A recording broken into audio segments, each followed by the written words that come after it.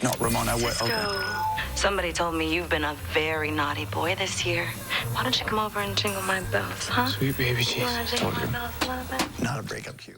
Hey everybody, happy holidays. We got our Flash mid-season finale. Let's break it down. There were so many comic book Easter eggs, and we're finally getting what looks like the trial of the Flash from the comics, albeit with a little twist. How many of you did a double take and remember this moment from the season 1 finale with him sitting in prison? They might actually pay this off now. But if you are finding me for the first time, be sure to subscribe to get everything. There's going to be a bunch of DC TV stuff happening between now and when everything comes back. I'll explain that at the end of the video. And there is a new round of that Flash ring giveaway. But we'll do Easter eggs as we go along because there was a lot of comic book stuff happening, amongst other pop culture references. So number 10, the Thinker engineers a scenario whereby he's able to yoink Barry and have Amunet Black steal Caitlin at the same time just to keep Team Flash busy. So it took to the end of the episode to find out why he did that exactly, but it was all on purpose. Like he wanted to divide the resources of Team Flash so that they'd be chasing their tail long enough so that Barry wouldn't be thinking about what Amunet Black was doing with the new Dominic character, who's metahuman number 6. So remember, there are 12 of them total, and this is only number 6, implying that he'll also be able to enter other metahumans' minds. I think a lot of that just depends on how good the actors are that they bring on. Like, it's a really weird performance when you see the Dominic character go into Thinker mode, like he reveals that it's actually him inside that body and it's not the person that Caitlin saved. But number 9, you may have seen that deleted scene that I posted earlier. Barry and Iris come back from their honeymoon. They drop a whole bunch of Netflix, Stranger Things references. 11, there's another Spinal Tap reference, and 11, the character from Stranger Things. But it's all just part of the Ralph Dibny arc during the episode where he's like slowly coming around and being less of a jerk. But he's the one that sets off that Caitlin arc number 8 by telling her that Killer Frost is way cooler than she is. So, make all the Frost puns that you want. But I'm actually kind of glad that they're not pairing them off as a romantic couple because I feel like they've done that to Caitlin too many times. It seems like they have a little bit of chemistry together, but she still thinks he's kind of a douchebag. But a lot of you have been asking if there is a drink named after Cisco, if there's like a vibe version of the coffee. Maybe by the end of the season. I don't think there is now. They only have the Flash, Zoom, pretty much every evil speedster, and now Killer Frost. So with the exception of Barry, it's almost like villains are the only ones that get coffees named after them. Like the secret Zoom version of the coffee is supposed to be so loaded with caffeine that it's like being on crack. But number 7, meet Brainstorm. So Cisco gives him his comic book name. There have been a couple different versions of the character. There's the pre-New 52 version, and then there's the New 52 version. The funny thing about the New 52 version is that he was actually a Mr. Terrific villain. He actually showed up during his brief solo title. The Silver Age version of the character, who flies around in a chair, interestingly enough, kind of like the Thinker flies around in a chair, was able to use his mental abilities to turn the other members of the Justice League into drones, with the exception of Batman, who was able to defeat him. So it sounds like for the time being, the Dominic character is going to be around, but as the Thinker, and he'll be using his telepathic abilities to physically control other people and get them to do what he wants. So whereas before, he was sort of pulling the strings from behind the scenes, now he can do so in a more literal way. But obviously I think there being 6 more metahumans from the bus for them to uncover, at some point he will jump into a different body. Maybe I'll do a separate video about it later, but it is possible because we got that scene from the Reverse Flash during the crossover where he said, I wonder what face I'll be wearing the next time we meet, and we now know that DeVoe can jump into other people's bodies. It's always possible that before the end of the season, he could jump into Eobard Thawne's body, but I don't know if they'll take it that far. But it's just something to remember, the way they bring back lines like, this house is bitchin', which they also did again at the end of this episode. It's almost like they say that at least once per an episode this season. We'll have to see how many more times they do that before everyone figures out that Barry wrote down all these things that are happening in the future with these symbols. But number 6, I know you're all saying, WTF is Wally? How come he isn't helping out? He was at the wedding, he took them all to safety, but if Joe came back, then where did he go? So they name drop Blue Valley again, that place where he originally came from in the comics, the ginger version of the character, where he fought the starfish from outer space. That was still one of the best Easter eggs the show has dropped all season. Joe explained that he went to Cambodia, and while there isn't any big comic book Easter egg there, he's probably just trying to help people out as Kid Flash, using his powers to try and do as much good as he can. So it is a bit weird that he's not around. It'll be interesting to see what happens when he comes back, because it sounds like the show needs to find a more permanent place for him to go, because it does feel like he's being underutilized. He's one of the most powerful characters that they have, and it almost feels like he's been riding the bench. So I think that will change relatively soon. Number 5, the Special Speed Force prison. Barry's able to vibrate out faster than the human eye can see, so it seems like he's invisible briefly. So he does become a little bit more powerful through the course of this action, but the real thing here is that DeVoe is trying to level him up so that he's even more powerful when he takes over his mind eventually, which it seems like he's going to try to do.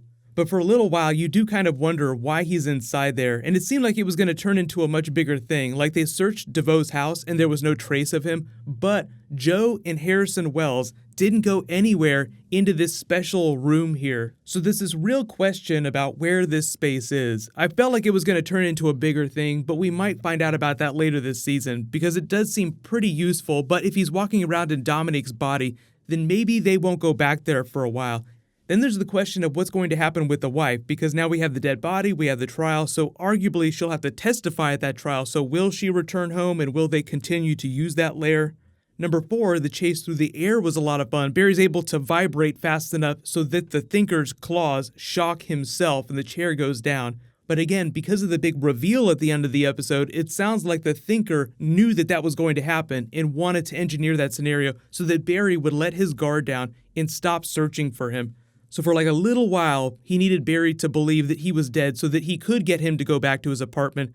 So you just have to remember that at every step along the way through the episode, Barry versus the Thinker, Barry was doing what the Thinker wanted him to do. So he wanted this to all happen just to get to this moment here, where he could put Barry in a situation where he would be sidelined. But number 3, you have that creepy moment where DeVoe's wife kisses Dominic. Even though it's technically DeVoe, it's in a different body. They have this weird connection, but you get this brief pause from her where she's not totally sure about it, but she gives him the ring, so she's acknowledging that this is DeVoe. But that look of hesitation is just laying the seeds for her possibly turning against DeVoe if he goes off the rails. Like part of the idea this season is that he might become so powerful that Team Flash can't take him down by themselves. This is where we came up with the cerebral inhibitor to use against DeVoe. Who? At this point, it's just a concept. I call this my thinking cap. Just like their minds have gotten too small to handle it full capacity, mine's too small to deliver it. This can change all of that. If you build it, of course. It might wind up taking the help of DeVoe's wife, the one person he trusts implicitly, and the only reason why she would turn against him is if she thought she were doing that to save him. So he's jumping into all these different bodies, and his wife totally loves him, so she's in on the deal too. But at a certain point, he might go from crazy brilliant to just plain crazy, and that's when she tries to save him by turning to Team Flash because of the big twist during the crossover episode where he couldn't kill the Reverse Flash. That's right, Barry Allen doesn't believe in killing people. So just remember that as things get crazier and crazier, that the Flash might wind up trying to save DeVoe from himself with the help of DeVoe's wife. But number 2, one of my favorite crazy moments in the episode was when Joe seemed like he was ready to kill DeVoe on the spot if he thought that Barry's life was in danger. There's no restraining order on Earth that would keep me from you if I thought that Barry was in danger.